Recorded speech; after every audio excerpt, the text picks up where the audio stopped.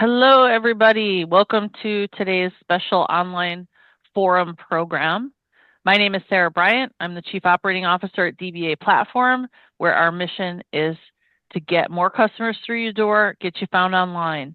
You already know that DBA is the premier software and managed service provider for optimizing local presence at scale and winning visibility for your locations on not just Google, but Bing, Apple, and other platforms that consumers are using in their buying journey, which is changing a lot every day right now.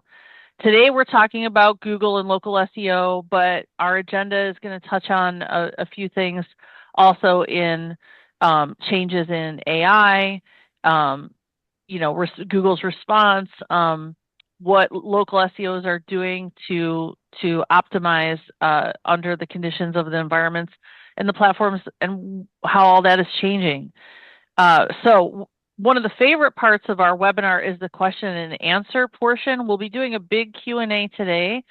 So in order to collect the questions and give our expert an opportunity to apply vast knowledge to your unique situation, we need to familiarize ourselves with the controls in your Zoom webinar. So if you take a look at the controls, you have a variety of little buttons and icons.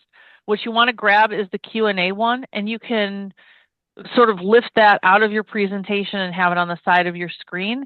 There you'll be able to see the questions that people are asking. You can submit your own questions for Jan during the webinar. And then you can also see the questions that are being added to that Q&A box and then vote for the ones that are meaningful to you.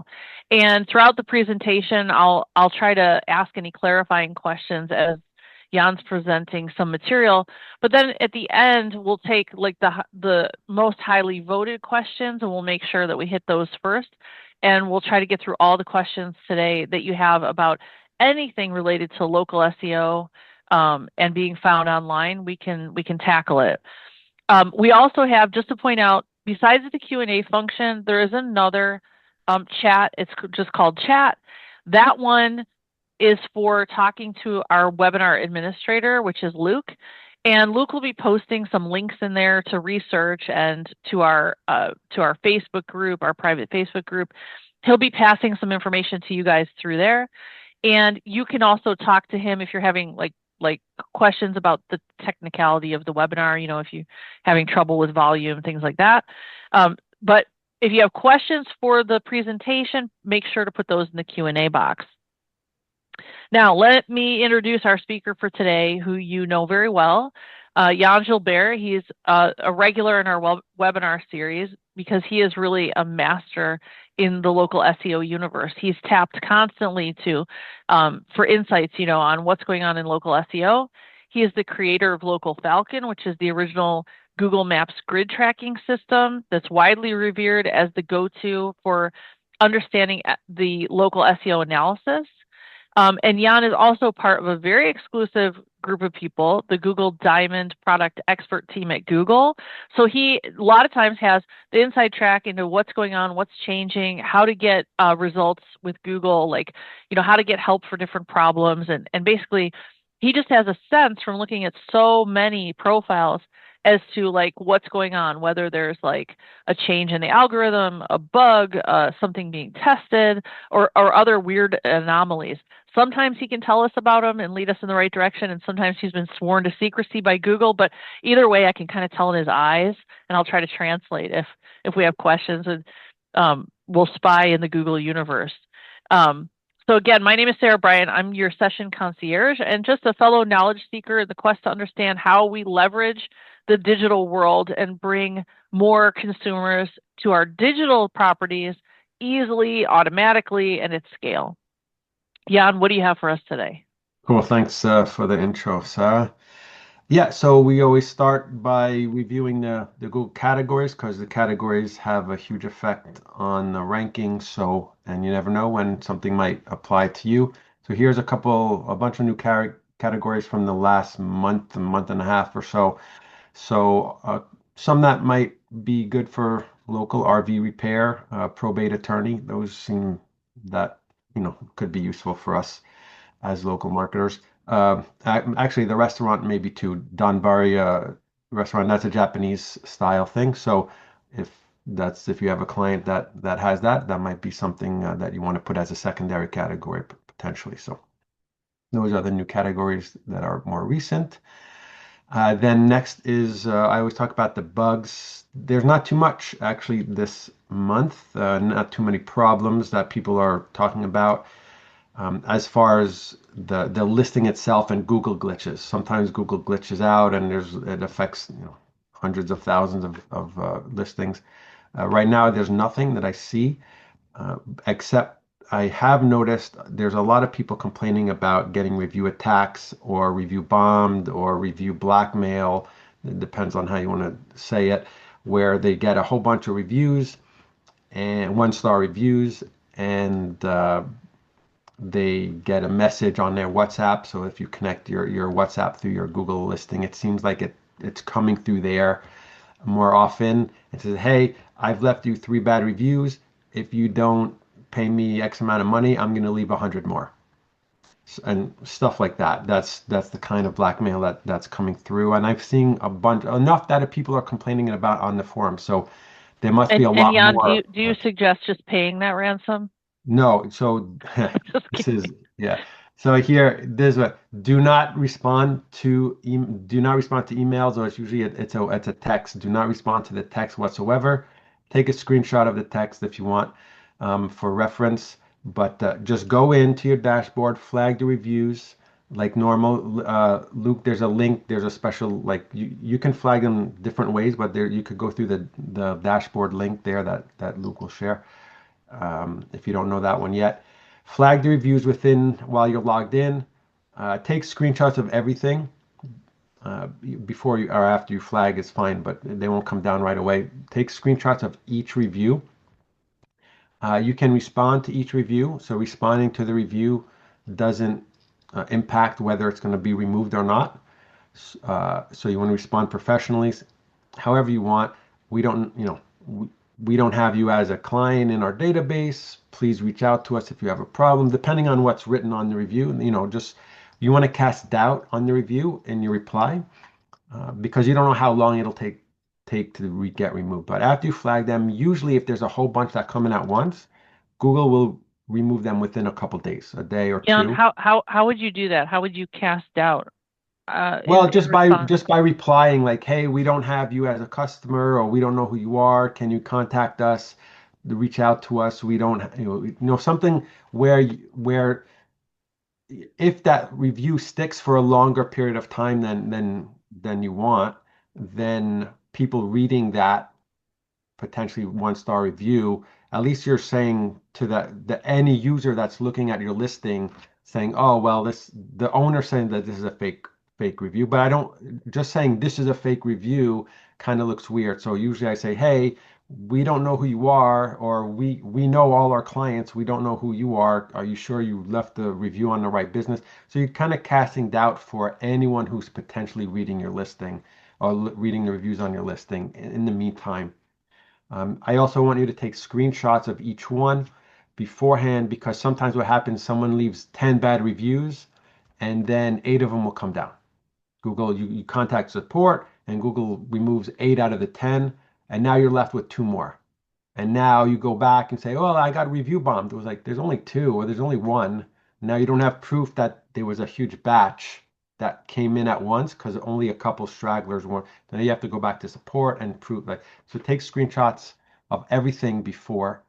And that way you have proof that there was a whole bunch, right? Because sometimes not all of them come down. And then if a couple days after you see some of them come down, and there's some left, then you can escalate. Or if like after 3 days, none of them came down, then you go to the support forum and you escalate. But typically, Google's been pretty good from all the people complaining that they've been review bombed. Most of the people are getting a good resolution from that. So, but these would be the steps. So, um, yeah, that's that. And then another new spam update, algorithm update, basically launched 2 days ago, and usually it doesn't affect local too much, but I mean, I'm just going to mention it. The last one was in December. They take 1 to 2 weeks to roll out, and they the spam update specifically targets low quality content. So if you have doorway pages, for example, like lots of pages on your site that are very similar except with a couple words changed. Maybe for location pages, if you have hundreds of location pages and they're all too much the same, that might affect you in local. It targets link manipulation. So if you're buying links and they're from spammy, uh, PBNs and things like that, those might get caught. And so if your rankings start to go down, maybe that, not very specifically, but if your overall rankings go down because you've bought links, maybe those links have been devalued and therefore your site goes down because the links that are linking to you go down. And so, but mostly it affects blogs and informational sites, but it can affect local sites depending on how big your blogs are and how many location pages. Again, hundreds of location pages. I'm not talking about you have 5 location pages. I wanted to And point out too, yeah, while you're talking, that Luke put the a link about the reporting bad reviews on your profile into the chat. So if you want more information, you can find it there. that would be the easier way to because then you're logged into your account when you flag a review, because then you could always go back and check. And so that's the spam update. So that'll run for a couple of weeks. And so it's again one of those things that you just have to check. If there's a decline during this time, it's maybe because your backlinks are getting affected. And again, they could be secondary or tertiary links that are back flowing toward your site. New Google Post Central dashboard, I don't know what to call it, is basically when you create a Google Post now, you see, instead of just creating a post, it brings you to this first screen on the left where it gives you a list of all your previous posts and when it was published and the picture and all that information you see there. But the general creating the post hasn't really changed too much. You just choose which kind of post, your description, and then your image. So the post creation just has an extra step in between. So uh, it's not that much changed functionality wise, but and this I know again from meetings where this will be expanded into more functionality. And the idea here is if Google is putting effort into creating more tools for you to do it, um, it means it's important, right? They're putting a lot of effort into uh, developers making sure this works right and in every language. Like, there's a lot of effort when Google puts something new out. They want you to use the tool and they think it's important. So it's posts are not going away. A lot of people, oh, Google posts, they're going away. They're not going away. They're putting investment into it. So keep using. It's still hard to, for example, if you're a multi-location business, you can't post across listings. So that's still not within the functionality. And that's where I use, like DBA platform to help you cross post to dozens and hundreds of listings at once. So they don't have that yet, and I don't know when they'll have that. I'm sure they'll have it eventually. Could be a couple of years, but at this point, use our platform to help you syndicate posts a lot more efficiently. And let's see what else we got. Here's a reminder of Google's changing things. So someone was mentioning, and then other people were saying, "Oh yeah, that happened to me too," where there's clicks that were going, like they look in their search console, they look at the analytics and like, oh, I'm getting less clicks from my Google listing, but my rankings haven't gone down, but I'm getting a lot less clicks than I was before. And so the discussion centered around how sometimes Google will change things on the listings depending if you're on Maps or on desktop or in the Google, like in the Map app, where you'll notice here I have that red arrow. That's the first bubble of the website. So that's the click to your website. And you'll notice on the McDonald's screen here, there's no website link. There's a menu link but there's no website link. So there used to be a website link, but now there's no website link. So, and it depends what category. Google will change things depending on the category. So I can't say, hey, Google started or removed it here and then started it here. Yeah, we can, but it changes depending if you're a restaurant category or travel category or this kind. So unless you're really taking screenshots of these things like every single day, which is obviously not a lot of people do. You won't know when things change, but sometimes in the data you'll notice things. And why am I losing clicks? And in this case, there was a change that we figured out. Um, it's hard. It makes it hard for us to know sometimes unless we're tracking everything and taking screenshots of everything because things are changing all the time. So sometimes I'm just a reminder that things will change and we don't know sometimes how to measure that. It makes it difficult for us. So don't be surprised if you see weird fluctuations sometimes with Google tests. They go, my clicks went down for 2 weeks for no reason, and then they're back to normal. Like, well, Google was testing something probably, right? So don't freak out about it, but sometimes we tend to freak out about things. Um, and I'm going to stop here. Any questions? Because then we're going to go into some more AI stuff. Are we good? Um, okay, so we do have a question that uh, Rhea put in the webinar chat instead of the Q&A, so nobody can see this one, but I can read it. Okay. It says, Local Falcon often suggests adding additional categories to your Google business profile, while Google advises using the fewest categories possible to describe your core business. This seems to be contributing to category dilution on some clients I monitor, so that competitors with fewer categories are winning the searches for more profitable core services. Some I monitor have upwards of 8 or 9 categories. Obviously, this makes the GVP insights look like visibility increasing, but doesn't Google see the 8 to 9 categories as more of a general list, but then prefers to serve fewer categories as more of a specialist for technical services? So puts the specialist higher in the search results. The Thoughts? overall idea at this point is that there's no category dilution. And I think the last test I saw was through White Spark, at least a year and a half ago, something like that. I don't see why that would change, but it's something that you can always test on your own listings. If you think you've added too many, remove them, remove some of the ones that are not as important, and then you have to be tracking very well for this. But with all SEO is a lot of testing, and I can say in general, it's better to add as many categories that make sense to your business. But it could be that in your specific case, it's bad, right? Because there was something that didn't make sense. So you always have to test specifically to your listings. In general, I like to add as many that make sense. And what that means is if I have a secondary category in my listing, what I want to kind of make sure of is when I go to my website, that if I under my services, that it makes sense that I would put that as one of my services, right? So if I use a secondary category on my listing, I want to match that service on my website. Usually it should have its own page for each service.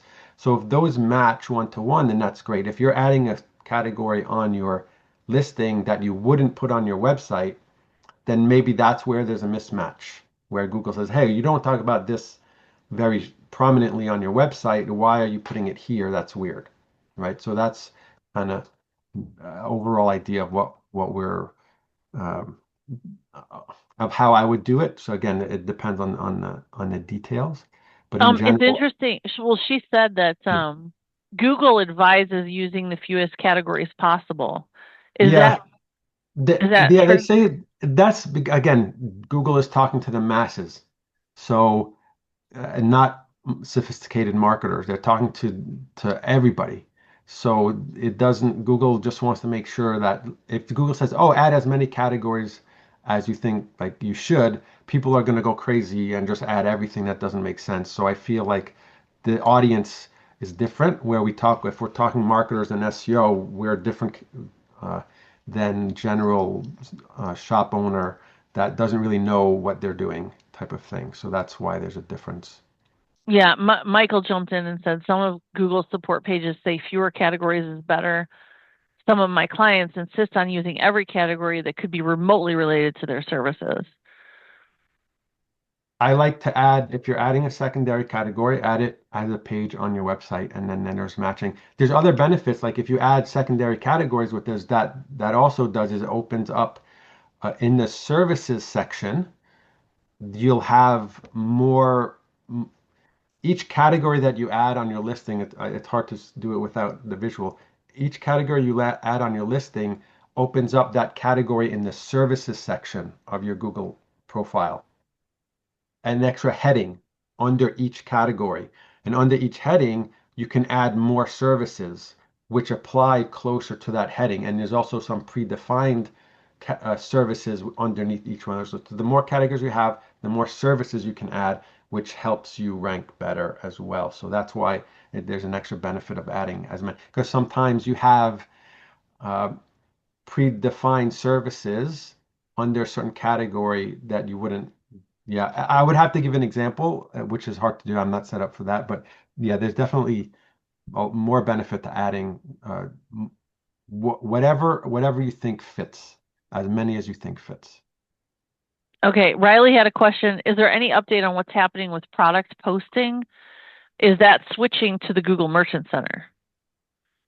So it's been a slow rollout. I think eventually everything's going to go. At this point, it's not. So keep using the field, right?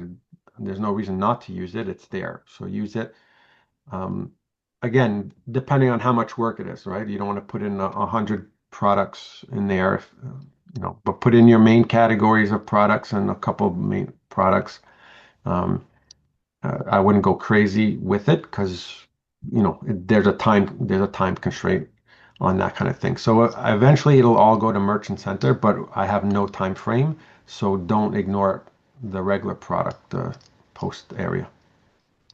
And Anonymous asked, when it comes to categories, what tool would you recommend to highlight how much traffic a specific category gets per month? I don't think you can't really. I don't think there's a way to even track anything like that because a lot of categories there's too much overlap. Let's say a dentist, you'll have a dentist, you have family dentist, you have orthodont. Like there's too much overlap on the category that you can't separate that at all, um, unless it's very distinct categories. But even there, pick what makes sense for your business. And then what I would do is you kind of go in Search Console and see what are the main keywords that people are searching and optimize for those main keywords. I wouldn't worry about category grouping. I know some of them, like, oh, should I pick this as my primary category or this? Sometimes there's a choice that's so close you don't know, and that's where you have to kind of test. Where am I gonna rank better for that little, again with the dentist, where if I put dentist as my category or a different dentist category, there's like 10 different dentist categories, one is going to rank higher for some keywords than the other. Like if I put orthodontist as my primary, I'm going to rank better for teeth whitening or something.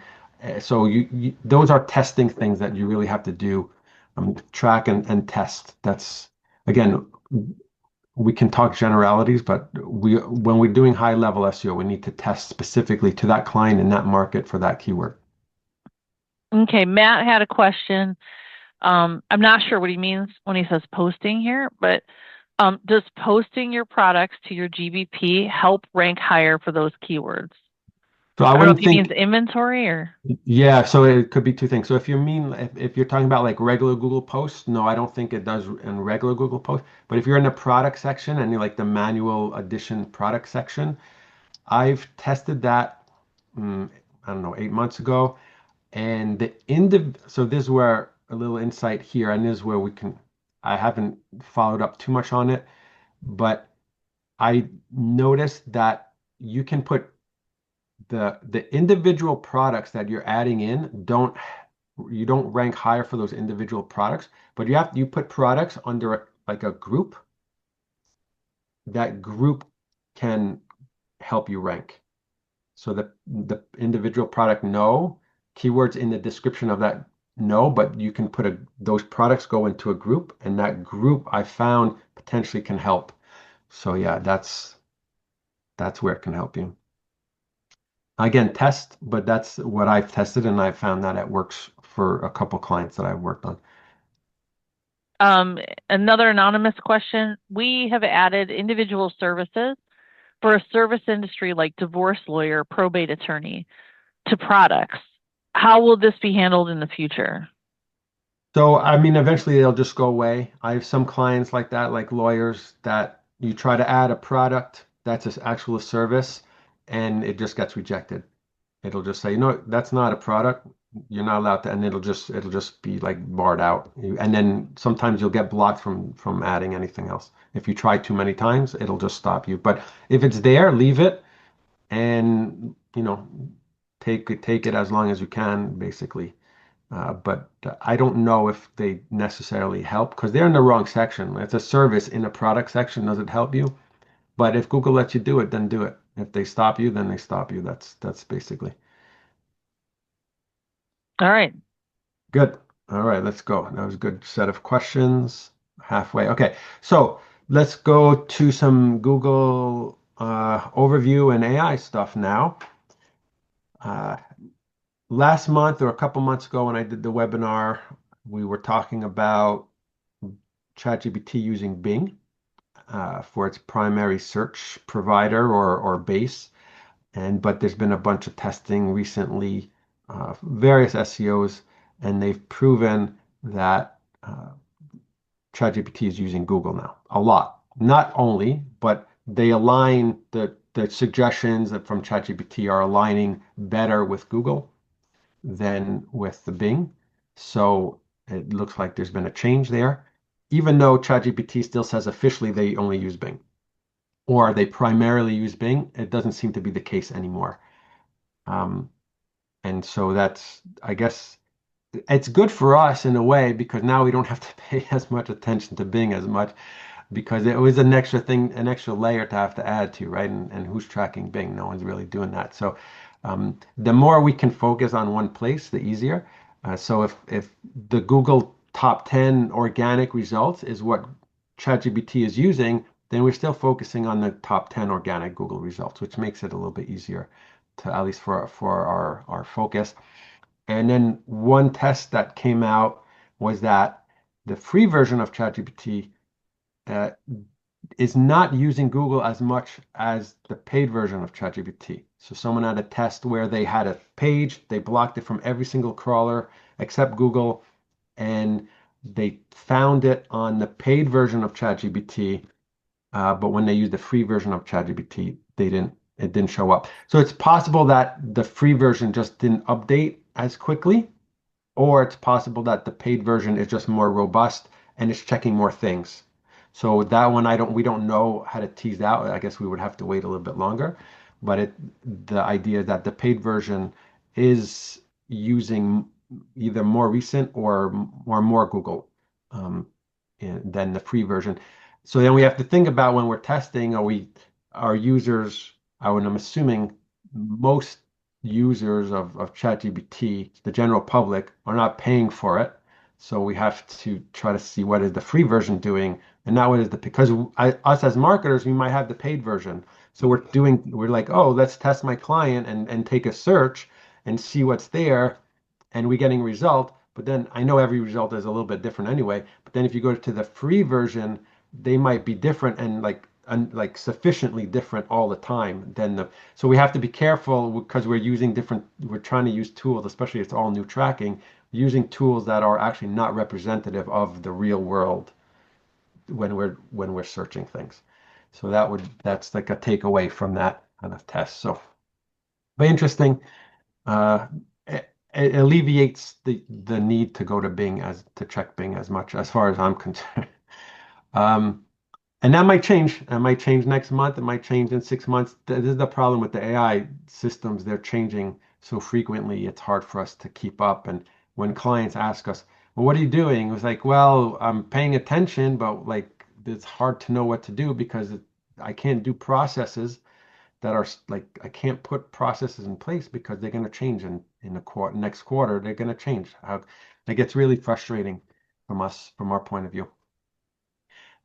Google AI overviews, there was a study. This was done in May, so it's a little bit older, but they just kind of released the information now. And Luke, you can put that link in the chat to the actual to see where it came from. But it's a legitimate survey of 1,000 users and how much do you trust the AI overviews. And it looks like a normal distribution graph, about the same. I guess this would be normal, like how much do you trust the normal Google result? It's probably similar, right? So I don't know how much different it is than how much do you trust your Google organic results type of thing. So I don't know if there's a shift there because we don't have a comparison. But it seems that if you look at it, about the same, slightly more, much more, like there's more people, let's say 60, 70% of the people are okay with just using the AI overviews and not like second guessing. They're just taking it at face value and they're moving on. So that's interesting to know. And then the Google AI overview click through. So this is the same study. How much do people click through it? And this is being reported as different ways. So, but in general, most people are reporting that they are clicking through.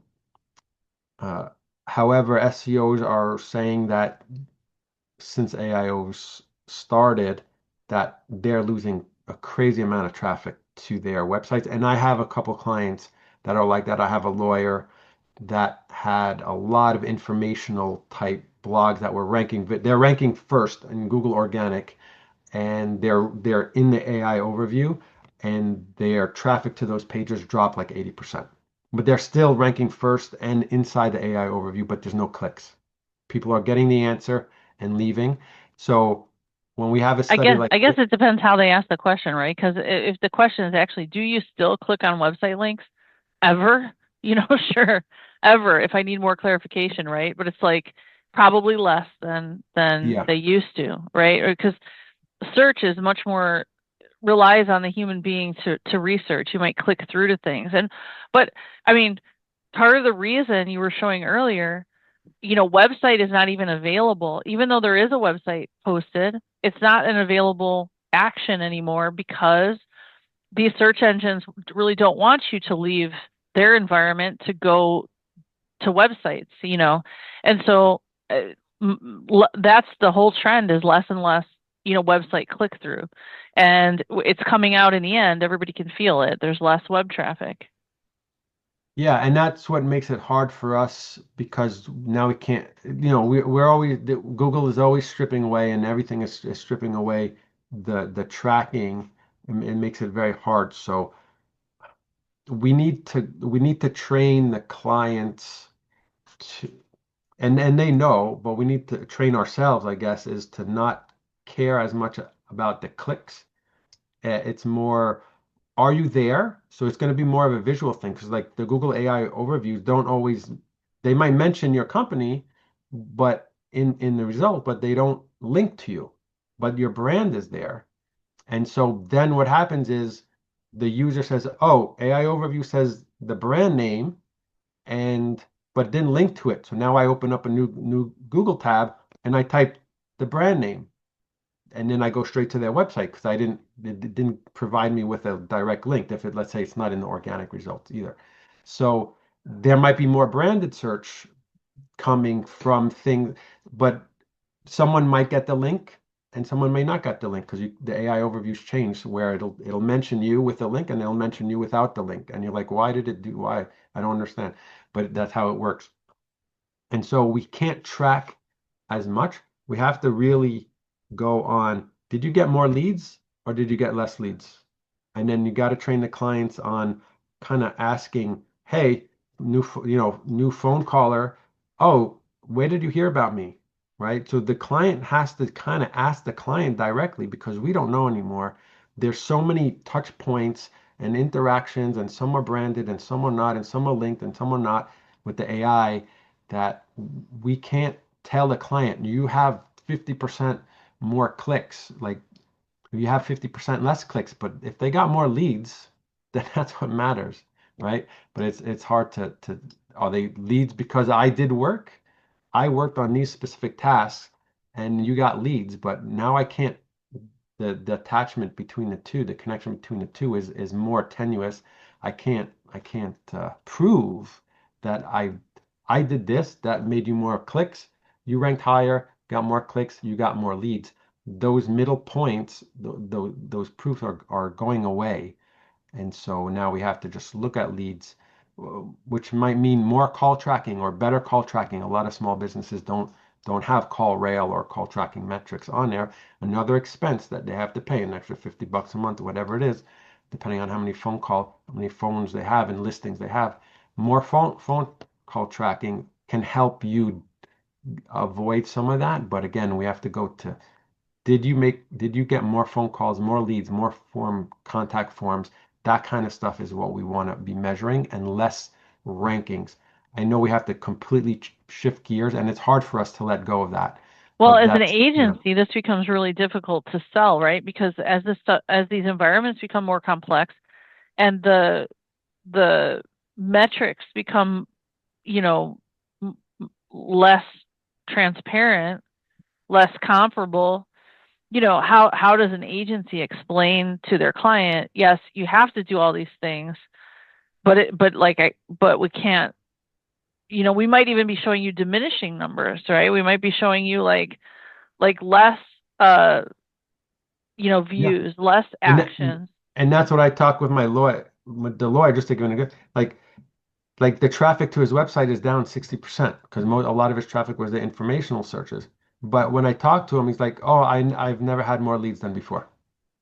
But the traffic is like plummeting. So, Yeah, yeah. Matt asked a question. He said, how can I get my listings to influence AI more? Does AI look at listings or just websites? yeah, I'll come. Yeah, that's a big question, so we can finish up a little bit more with that.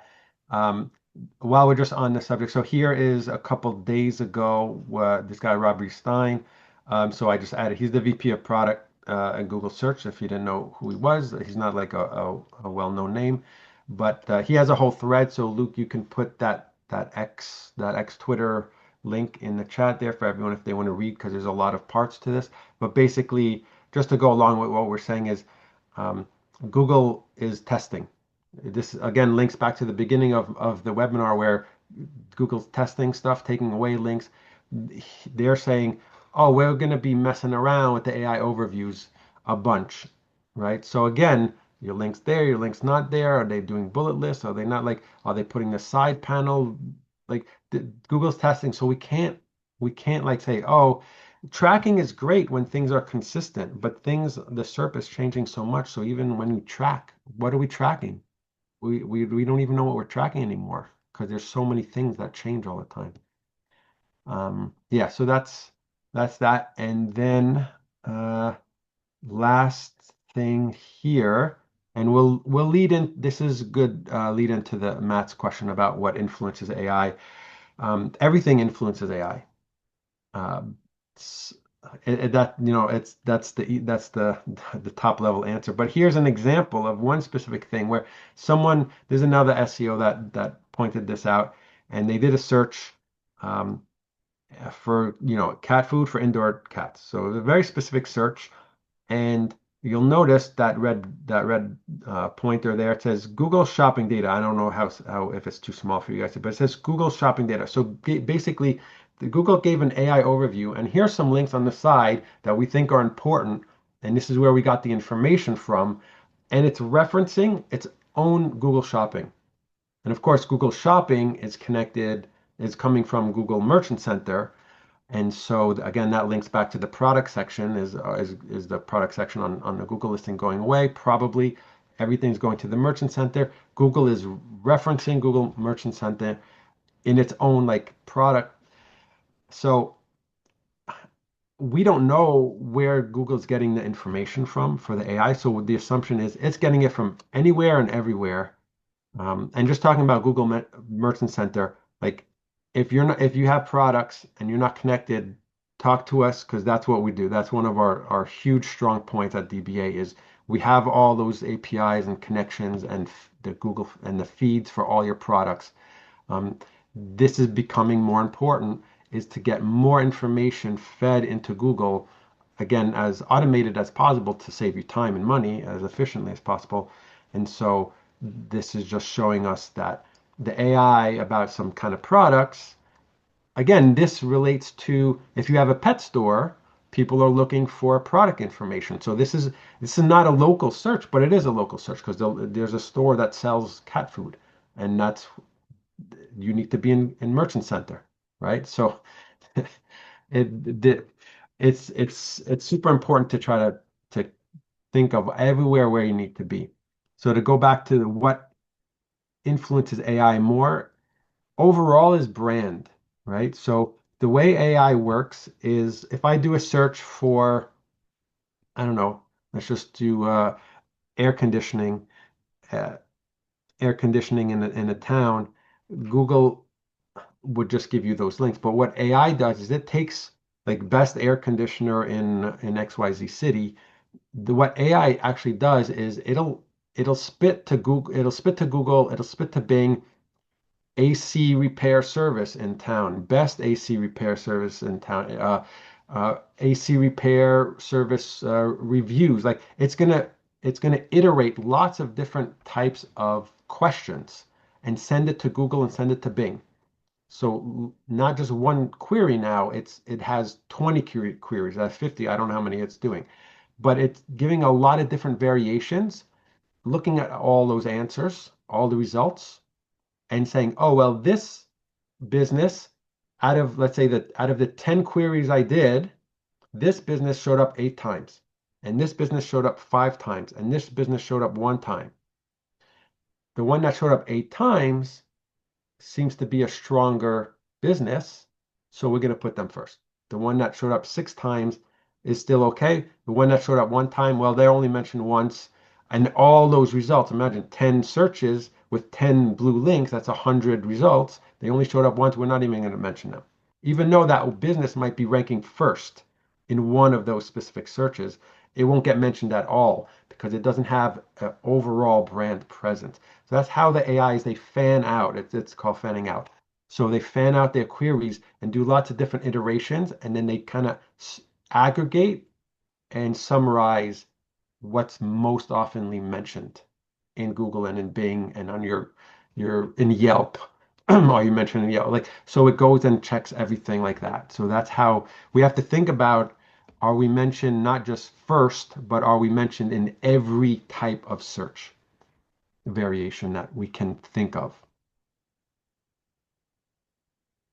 I know that's heavy. It's a lot. Uh, any other questions? There's one question here by Anonymous. Does posting regularly on GBP using primary keywords help rank better in maps? So there's no proof that the posts uh, themselves help, like keywords in posts help the rankings. I think, and I don't know about AI, like it might be more important for AI, but as far as I'm concerned in maps, they don't. What it might help indirectly is, let's say you post every week or every 2 weeks or every month, there's potentially more interaction on the and more engagement, more clicks. You have more place to click. Someone sees your listing and like, oh, they do that specific service, and there's a post on there, I might click it. The percentage of people clicking in that is very small, and I think that's where Google is trying to improve that with uh, helping marketers do and business owners uh, put posts more efficiently. And then it's kind of like the chicken and the egg. Not a lot of people are using posts for Google, and Google says, "Oh, should we kill it or should we try to get people to use it more?" So they've chosen to say, "We're going to try to get people to use it more, but in order for people to use it more, we need to increase the functionality for the owners to make them better so that people can actually click on it because not." So it's kind of one of those things. Um, at this point, I don't think it helps. I think it will. I think it does overall, but a small amount. Like it's not top of priority of my list of things to do. And that's why it's kind of, again, with DBA, you want to automate those things. You want to sit there and post and spend a lot of time. You want the picture, you want the description, it's done, syndicate, and it's done. It helps, but not to the level that you want to spend hours a month on it, type of thing. That's all the questions we have right now. If anybody has any questions about your situation or anything related to local SEO, pop it in the Q&A box. Yeah, we got regular questions. So open to anything at this point.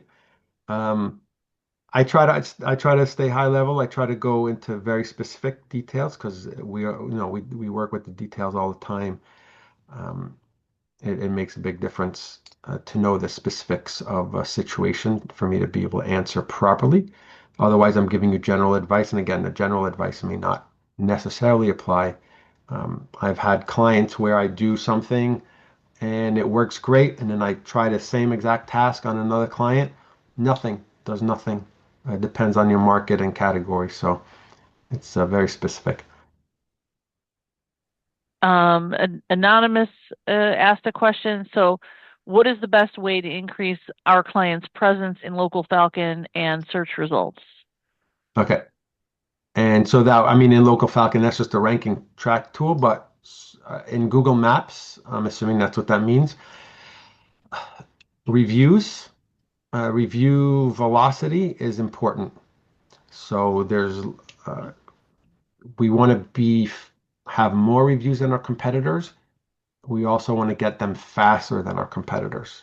So that is a very important thing that if you're, again, I don't know if you're, it says anonymous, so I don't know if you're a business owner, if you're a marketer, but as a business owner, like that, it falls really on the business owner to try to get those reviews. And as the marketer, what we have to do is try to help the business owner understand the importance. Every single client needs to leave a review for you, right? And if they're sometimes 4 stars, it's okay. Some fours and five, like more fives, obviously, but fours are still okay. And if they're not good at getting reviews, then you have to help them find some kind of review gathering platform or system or email or look at their emails and say, hey, after your client, do you send an email follow up? Was your service good? Did you like it? Is there anything wrong? Do we need to take a look at anything? If everything's great, leave a review on our Google or Yelp or Facebook.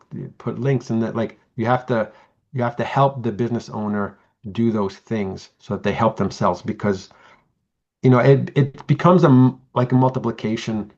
But the way it works is, yeah, I could do my Google post, which is a small amount. I could do my website optimization, which is a larger amount. I could do Google reviews, which is a good amount as well. But it's kind of like multiplication. So 1 times 1 times 1 is still 1, but 1 times 10 times 10 is 100, and 10 times 10 times 10 is 1,000. Like it scales very quickly if you're doing everything right. But if you miss one of those three things, for example, and you have three things in my example, 10 times 10 is 100 instead of getting, 10 times 10 times 5, now you're 500, right? So it can scale very quickly if you're doing everything right. Reviews, I find, are the hardest thing to really push. And they know it's important, but they're like, how do I do it? You have to help them. Uh, the linking website is very important as well. So again, each category uh, has to have a matching service on your website. Become an expert on that website needs to be an expert on that service. Why are we like on that page? This is what we do. This is why we're the best. Here's a quote from a good client. Here's a blog post, 3 blog posts about all the little details of why I'm the best about that service, right? So you have to really fill out your website as well. So Related to that, Crystal's asking a question that I'm thinking about. Does AI like long, informative website pages or more to the point? And then she says, you mentioned multiple queries, so not sure if just having a short and sweet answer is good or if there's a benefit to telling a bit of a story. Like for exterior cleaning in, I don't know how to pronounce this, Nanaimo, Nanaimo. What is Nanaimo, it? yeah. Nanaimo? Nanaimo, BC. Nanaimo. Yeah. Do I want my gutter cleaning service page to be worshiping Nanaimo gutter cleaning in every aspect I can think of, or is that too much? I feel the more straightforward is better. You want to, I don't think the narrative uh, content is as good. And I'm testing. Again, we're always changing with the AI. I'm testing. Is AI's their I don't know, like their logic, super logic. Think of it like I don't know if you're into Star Trek, but like the Vulcan. They're like, or just give me the logic, the basic facts, and the AI is going to determine, right? So I do this. I'm good at this. Why am I good at this? And here's proof that I'm good at this. Here's a quote and link to it, or I've won an award, which shows me I'm the best at this. That's what the AI is looking for when it's going to give a recommendation. Because you're saying, I need a cleaner, right? Well, the AI is going to go like, how do I figure out what the best? So you tell the AI that you are the best, and then just either give a But see, summary. even Jan, when you say that, because I've heard you talk about this many times, um, yes, more to the point is better, but more content to the point is best because when I look at these websites, most of them don't have a ton of content. And they always say what they do, but they never do provide those narrative details like this person said I'm the best. I won this award. I subscribe to these industry, associations. Um, I mean, I would say most places don't have enough content. And the only time that you're going to get into trouble with having too much content is if you're trying to beat the system, by like keyword stuffing and like adding services that you don't actually do and like, you know what I mean? Like things that aren't real. But if Yeah. you're answering real questions about your services, about yourself, about your business, I think most businesses don't do enough of that. An FAQ is a good way to put your content because here's why should I hire you? Like you have to think about what a person would, why should I hire you? Can I trust you? Why like so put those trust factors and so yeah, that the content needs to be more like less keyword stuffing. Although we're kind of in between period where the keyword adding keywords to the page actually still helps for Google organic, right? But um, eventually we're going to want to go to like what would convince a person. If I look at five different web pages and I'm trying to choose who am I going to hire, how do I how do I make my page better than everyone else's? They're going to choose me. Don't fluff, don't add extra stuff. Get to the people want to call. I'm hiring somebody. I don't have a million years to spend researching. I'm the best because I won this award. I do this. I've been doing it for 25 years. We have 10 employees. We have five trucks. We sponsored the Little League. Like I'm in the local community. I'm a family business owner. Like those are keywords and things that the AI likes to see. Okay, now a lot Um, of questions came in right at the end. Yeah. So Ryan says, I'm in the self-storage industry. We see two different primary categories, self-storage facility versus storage facility. How do we know which one's better? And I think you're going to say you have to test it. Yeah, exactly. You have to test it and track a bunch of different keywords and see, and it may not make a difference. It might make a small difference with one variation and not. So, and I know changing the primary category is always risk of suspension, so we don't necessarily want to do that all the time. But you can kind of try to look at like do your keyword search and see what's the primary category of your competitors. Are they one or the other? And then see. Doesn't mean that it's right, but it usually can help you guide which one might be Google likes the best. So he says, additionally, we see many other options like luggage storage or records storage, etc. Is it best to use all of them? Anything to think about in how to deploy this? And I suppose those And would be secondary categories yeah, that then. would be like a luggage story that makes sense. And then have a page on storing your luggage on your website so that it matches a category. It has the word storage in it. It makes sense. People would do it. People, it may not be a huge query, but definitely that would be, again, anything on your listing support on your website, right? And that way, it may not help you for your general keyword term, like storage place or whatever, but when someone does type luggage storage, boom, you're going to be number one because it's on your listing and it's on your website. Great. And Ray asked the last question, which is just again, uh, what are the three most beneficial actions, and at what rate can you do this to improve your maps ranking? I think you said reviews, right? That's a big one. Reviews, The content on the website, and this is for maps. I mean, dry it, it's it feeds on it, put pictures and posts and do that stuff because it's easy, right? Do those things because it's easy. You don't want to ignore that, even though it's not a huge factor. You want the website and backlinks still work. Backlinks from local places. So again, this is an owner thing that you have to kind of conversations with. Who else do you know are you part of the business association? Can you leave a quote on someone's website and then they leave a quote on for your website and you get a backlink? You're linking within the local community, it makes sense. Don't worry about reciprocal linking in local.